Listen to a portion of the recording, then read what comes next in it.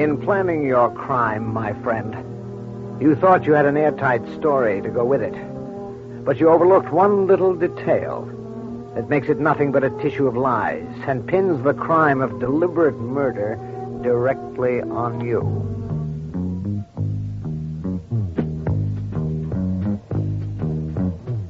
Good evening. I'm Bob Maxwell. With the mushrooming crime wave that is sweeping the country, we have invited Dr. Colin Doyle, the renowned specialist in forensic medicine, to bring us each week a case selected from his personal files on the parole board. Tonight's story, The Case of the Bad Actor, number 187 in the files of Colin Doyle, Crime Doctor.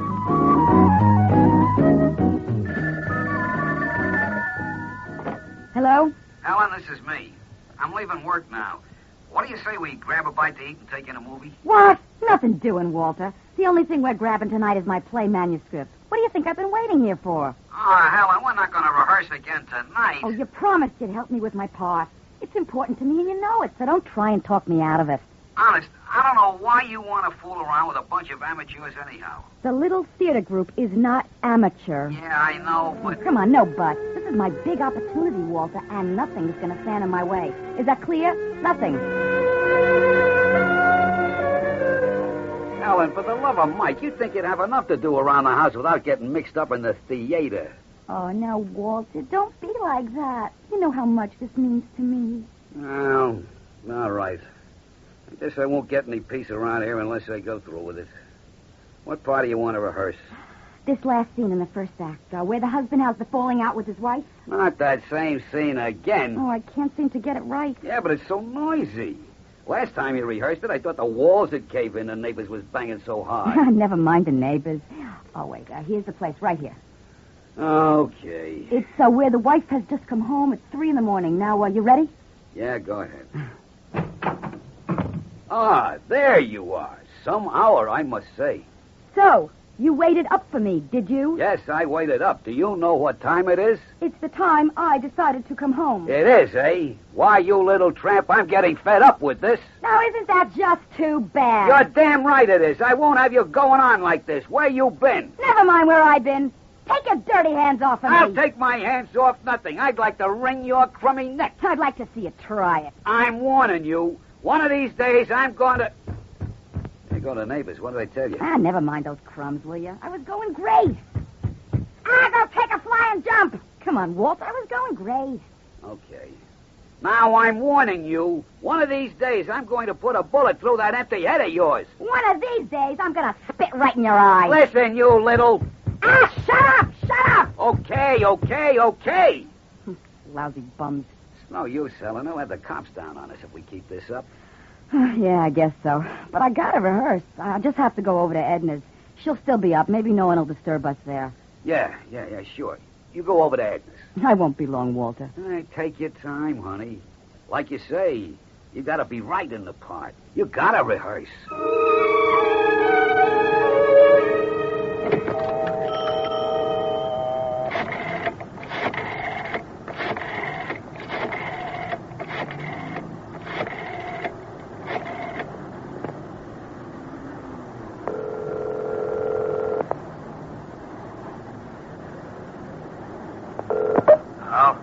Bill, Helen, I'm calling from a payphone.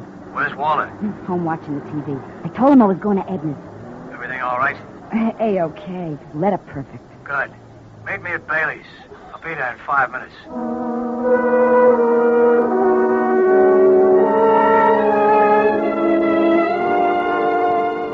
be able to talk okay in this booth. 2 beers, waiter. So, everything went letter perfect, huh, Helen? So far, Phil. Couldn't have gone better. You rehearsed the play all right? The exact scene you told me. Loud and clear? Shouting all the way. The neighbors could hear you good, huh? You should have heard the banging. Say, I couldn't have yelled any louder if we were having a real fight. Yeah, terrific. You got in that line about him taking his hands off you. Sure. And the one about him wanting to wring my neck, too. That's great. Now we'll have all the witnesses we want to back you up. You know, I wish there was another way out. What? Oh, Walt isn't a bad sort. I kind of hate to knock him off. Hey, are you kidding? After all the plans we made? I didn't say we wouldn't knock him off. I just said I wish there was another way. Yeah, well, don't even think like that, huh? With Walter out of the way, all our dreams will come true. I know, Phil. You and me for always, huh? That's right, for always. And Walter's money, too. And you think we only have to wait a couple of more days? That's all. The second act rehearsal will build up the fight to where we want it, and the third act takes care of the shooting. Gee, Phil, you should have been an author or something. Them words you wrote, they're beautiful. And listen, I even got us a clincher. Clincher? That's right. Now, you heard of... Hold it. 2 beers? I seen that movie, too. Al Pacino, he was terrific. Oh, thank you, buddy. Okay. You heard of Colin Doyle, didn't you? Colin Doyle. You mean the crime doctor? That's the guy. What about him? Well, he's the clincher. You're going to him for advice. What? Yeah, sure. You go to him, you say, geez, Mr. Crime Doctor, you got to help me. And he says, yeah, lady, what's the matter? You say... My husband. I'm afraid he's going to kill me. You got it, baby. He says, what makes you think so? And you... I tell him. You tell him. It sets it up with the law in advance. We're in a clear. A clincher. Say, you sure got the brains all right, Phil. I gotta hand it to you. Let's drink to it, huh? To Colin Doyle, the crime doctor. And what he don't know won't hurt him. We'll be back with Act 2 of Colin Doyle, Crime Doctor, in just a few moments. But first... Now back to Colin Doyle, Crime Doctor, and the case of the bad actor.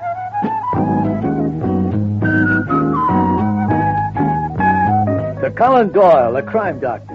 And what he don't know won't hurt him.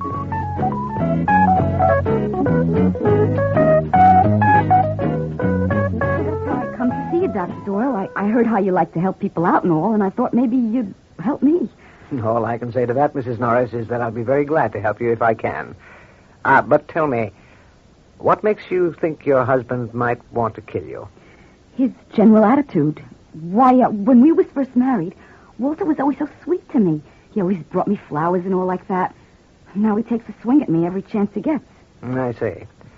Tell me, Mrs. Norris, is your husband a drinking man? Yeah, you understand I have to ask you these questions in order to... Sure. Is he a drinking man? I can't never remember when he doesn't have a glass in his hand. I try to get him to lay off the bottle when he comes home. You know, relax, sit in the easy chair, read the paper. Go on. Well, I don't like to say, but no sooner does he get in the house when out he goes again to the corner bar. Then he comes home all boozed up and picks a fight with me, who only has his best interests at heart. Why, the other night, it was terrible, Dr. Doyle. The other night, he beat me black and blue. I was so embarrassed for the neighbors. Oh, please compose yourself, Mrs. Norris. I'm sorry, Doctor. I didn't mean to come here and carry on like this. I'm sorry. You care for your husband a great deal, don't you? I worship the ground that man walks on. Did you tell him that you were coming here to see me? No, I didn't. I hate to think of what he would do if I did. Mm-hmm. I see. One thing, Mrs. Norris. Why don't you go to the police? Dr. Doyle, if there's one thing I like to have little to do with, thanks, it's the cops. I'm afraid too many people feel that way, and they're wrong. I still don't want to have nothing to do with them. Mm-hmm. Well, there certainly wasn't any harm in your coming to see me, Mrs. Norris. Although I'll be frank with you, there doesn't seem to be anything I can do at the moment. However, I want you to get in touch with me the very next time your husband acts up. Will you do that? I sure will, Dr. Doyle. All right, you go on home now. And if Walter acts up again, I'll do what I can to straighten him out. Gee, I hope so. I knew I could count on you, Dr. Doyle. Thank you. I can't tell you how relieved you just made me. Alan, I'm home. Oh, hello, Walter. You're home early. Yeah, I wound things up pretty good at the shop.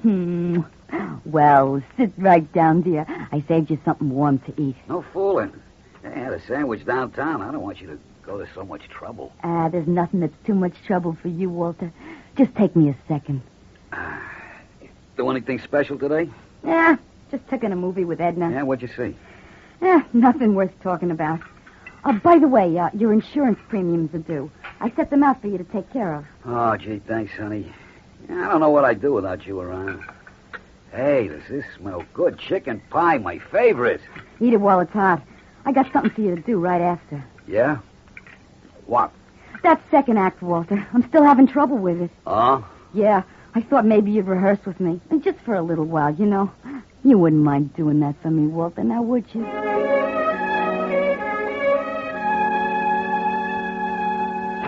Oh, it's you, Mrs. Norris. I'm sorry to bother you, Mrs. Bennett, but I wonder if you have a little liniment. I accidentally bumped into a door and bruised my arm. Accidentally bumped into a door, huh? I understand, my dear. I understand only too well. Come on in. I'll fix you right up.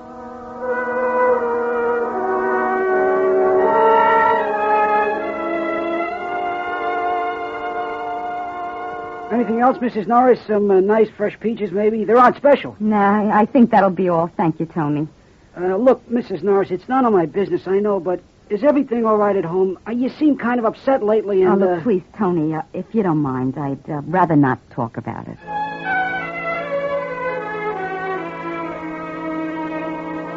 Well, that's all we wanted to say, Mrs. Norris.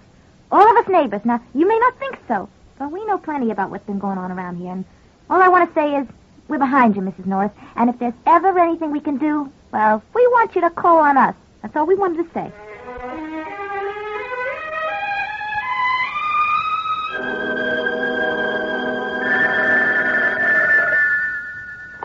Hello? Phil, it's me, Helen. Yeah, Helen. Everything went perfect, Phil. The crime doctor's all taken care of and the neighbor's eaten out of my hand. So what do you say? What do I say? I say let's go, Helen. Tonight's the night. Tonight? Yeah, what's the matter? You're not nervous, are you? I don't think so. I'll sure be glad when it's over, though. Well, just remember all I told you and it'll be over before you know it. Did Walter mail in those insurance premium checks? I don't know. I know he signed them. Good. All you got to do is rehearse that third act with him. And when you get to the gun scene, that's the curtain. In more ways than one. Okay, Phil. You do a good job, huh, Helen? Real good? I'll do my best. That's my girl. And don't forget to open the safety catch beforehand. I won't. Don't worry. All right, Helen. That's it then. So long for now. So long, Phil. And happy hunting.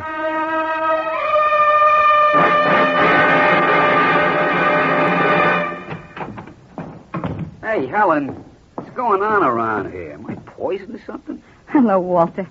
Whatever are you talking about? The neighbors. I just passed them in the hall. They act like I'm poison or something. Never mind the old neighbors. Put down the bag and give your wife a great big kiss. Why, sure, honey. Oh, no, now, wait a minute. What? No, you don't. You're not going to start that stuff again on me. No play rehearsing tonight. Oh, Walter, don't be like that. It's the third act, that's all. You'll be finished after tonight. Nothing doing. I promise you, Walter. Tonight's the last time you have to rehearse. Walter. Well, if you promise, this is the last time. Cross my heart and hope to die.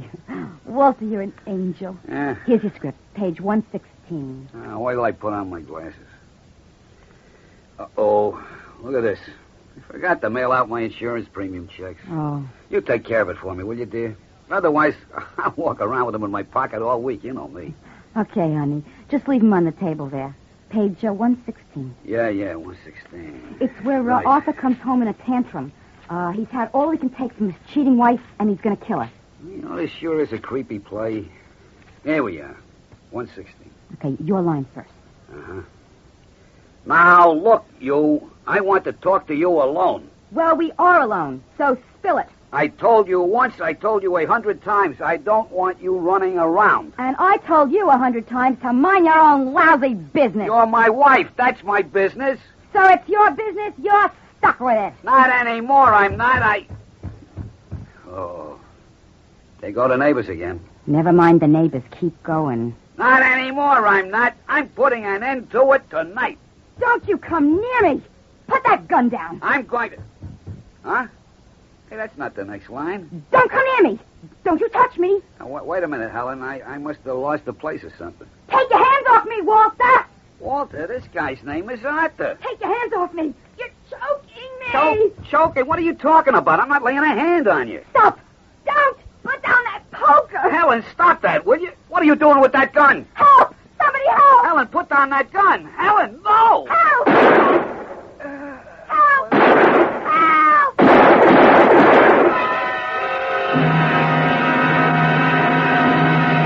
We'll be back with Act 3 of Colin Doyle, Crime Doctor, in just a few moments.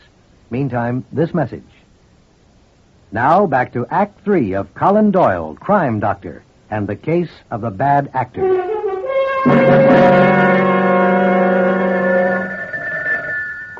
Colin Doyle speaking. Dr. Doyle, this is Officer Burke at the 21st Precinct. Oh, yes, Burke. What can I do for you? I'm calling for Lieutenant Kane, Doctor. We're here at 101 Beckman Street. There's just been a homicide. A homicide? Where's Inspector Phillips? He was called to Washington to testify in some investigation, sir. Lieutenant Kane thought you might help us out. Oh, well, of course. What's the address again? 101 Beckman. Mr. Walter Norris. Walter Norris. Burke, tell the lieutenant that I'm on my way. Oh, glad you could make it, Doctor. Got here fast as I could, Burke. Yes, sir. Lieutenant, the crime doctor's here. Good, be right with him. How did he kill her, Burke? He? Come right in, Dr. Doyle. He didn't kill anybody, sir. It was Mrs. Norris shot him. What? Yeah, well, that's right, sir. Hello there, Dr. Doyle. Good of you to come. Burke, take over for me inside, will you, please? Yeah, right, Lieutenant. Real good of you, Doctor. The inspector's in Washington testifying in that Thatcher case, and I'm in something of a bind. So Officer Burke was telling me. He also said it was Walter Norris who was shot, not his wife. That's right. What do you mean, not his wife? We'll get to that. Oh, it was his wife did the shooting. 3 bullets ripped across the chest. She did a real thorough job. Murder? Self-defense, as far as I can make out.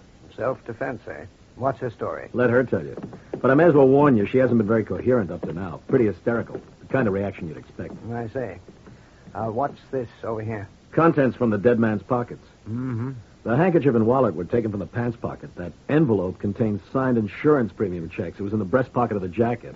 And the keys were in the right jacket pocket. Nothing special about any of it. Mm-hmm. Well, shall we go in? Of course. Who's in there with her? A couple of neighbors. First one's on the scene, a Mrs. Bennett. She lives just down the hall. And a guy named Phil Ruloff. He was coming for a visit. Talks a lot. So I hear. Oh, there you are, Lieutenant. What do you say we break this thing up? Well, you couldn't have a more obvious case of self-defense if you tried. What do you say to sitting down in that chair and keeping still, Ruloff? Dr. Doyle here will determine just how obvious this case is. Oh, Dr. Doyle, thank heaven you come. It's been awful. You get me out of here. I know you will. There now, Mrs. Norris. Just take it easy. I'll do my best. Do you feel up to telling the lieutenant and me exactly what happened? Of course she don't feel up to it. What kind of question is that? Poor girl's been through enough. Ruloff. All you have to do is just look at her, that's all. Mrs. Norris. I think I'll be able to, Dr. Doyle. Helen, all I gotta say, you're within your constitutional rights to remain... Ruloff, if you don't keep that mouth of yours closed until called on, I'll be within my constitutional rights to have Officer Burke close it for you. Go right ahead, Mrs. Norris. Well, as I told you in your office, Dr. Doyle, my husband Walter and I weren't getting along too well. What with his drinking and the fighting and his being jealous and all. In your office? Yes, Lieutenant. Mrs. Norris came to my office for advice several days ago, just as she says. She was afraid that her husband might try to kill her. It was crazy wild, that guy. Lieutenant, Yes, Burke? I checked with all the neighbors on that, what she said. They told me the fighting that went on in this apartment the last few weeks was something terrible. Terrible is right. The way that man treated this poor thing, you wouldn't treat a dog. All right, thank you, Mrs. Bennett. Now, what happened after you saw Dr. Doyle, Mrs. Norris? Well, let's see. Just tell us what happened, Mrs. Norris. Uh-huh. Well, you told me there was nothing you could do at the moment, Doctor, so I just went home to Walter. Things went all right for a couple of days, just a few little spats like... And, a few little spats. You should have seen the bruises that beast put on her pretty arms. I told her once, I told her 100 times to divorce that lousy sadist. You were right, Phil. I should have listened to you. Yeah. If only I'd listened. Now, please try to go on, Mrs. Norris. What happened earlier tonight? Tonight. Yes. Well, Walter came home drunk again. I thought we'd spend a quiet evening at home, maybe get things back to the way they used to be. I even invited Phil, Mr. Ruloff here, to come over and maybe play some cards. But Walter wanted to go out. Go on. I asked him. I asked Walter not to go, and he started to yell at me, calling me awful names. I tried to calm him down, but he'd been drinking too much. All at once, he started choking me. I'm putting an end to all this, he yelled at me. I broke away, and I... I know this is difficult for you, Mrs. Norris. I'm all right. It's just it was so horrible. What happened then? Then he grabbed up the fire poker. This poker, Mrs. Norris? That's the one. That heavy thing. And then he raised it high over his head with both hands like he was going to bring it down on my head. Yes? I lost control. I was scared half to death. I pulled out the gun he always kept in the drawer. Before I could bring down the poker, You shot him. Well, if I didn't, he would have killed me, sure. I shot him, yes. Then I shot him again. 2, 3, I don't know how many times. And Walter fell to the floor, dead. I see. You shot him in self-defense. What I've been saying to everyone right along. Lieutenant, do you mind if I ask a few questions? That's what we got you here for, Dr. Doyle. Officer Burke. Sir? What was the position of the body when you found it? Flat down on the floor, Doctor. His right arm clutched over his chest. And as I said, 3 bullets right through the jacket lodged in the chest. The poker? Right alongside him. Was he wearing a vest? No, sir, no vest, just a jacket. Thank you, Burke. Lieutenant, how about the gun? Empty barrel, Doctor. All 6 shots fired. Mm-hmm. Well, as your Mr. Ruloff here pointed out, it would be hard to find a more obvious case of self-defense if you tried.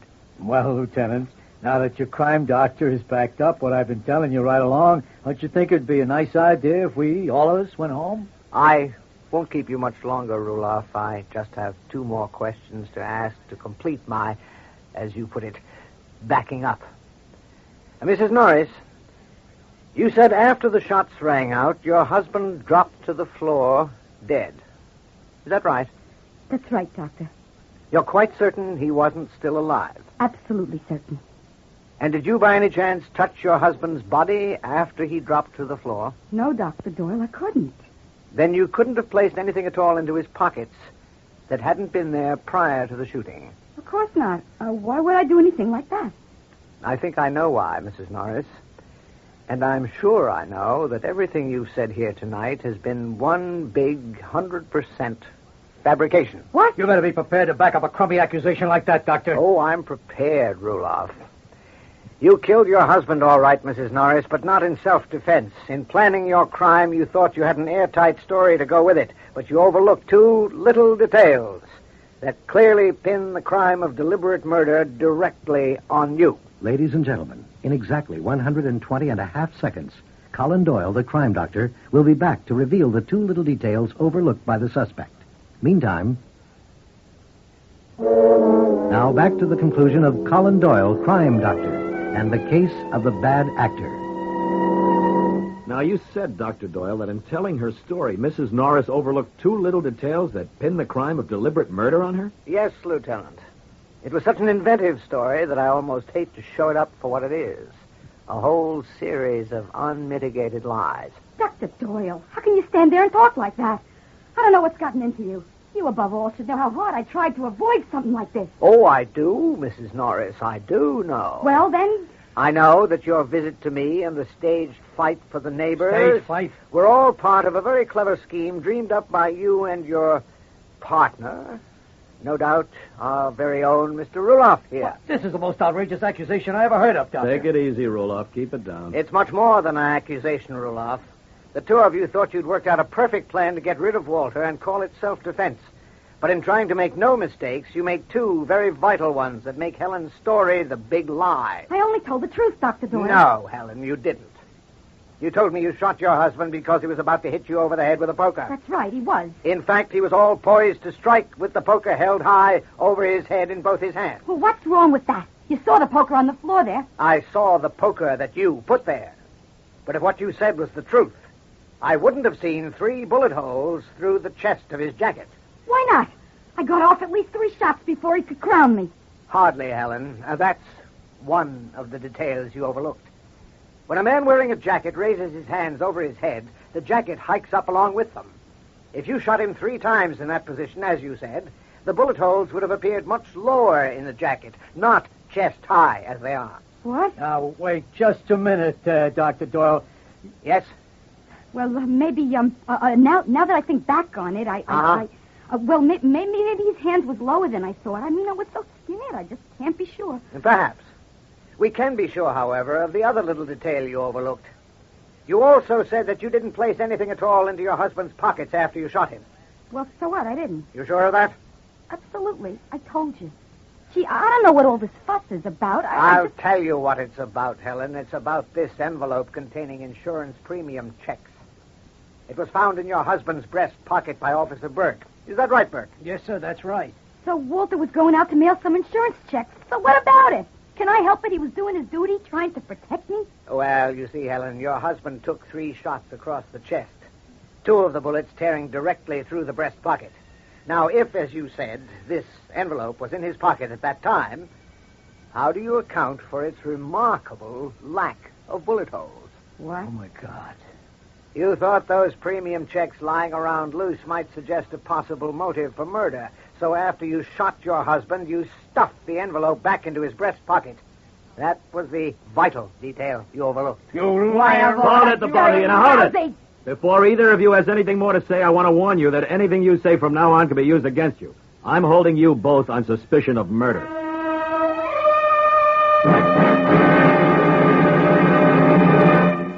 You've been listening to The Case of the Bad Actor. Tune in tomorrow for Counter Spy, CIA. And next week at this same time for another exciting deduction by Colin Doyle in The Case of the Bad Penny.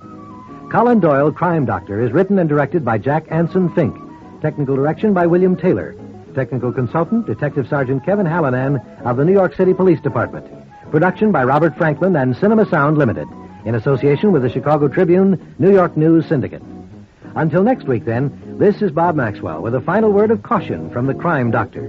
If you listen at the keyhole, you may hear news of yourself. Good night.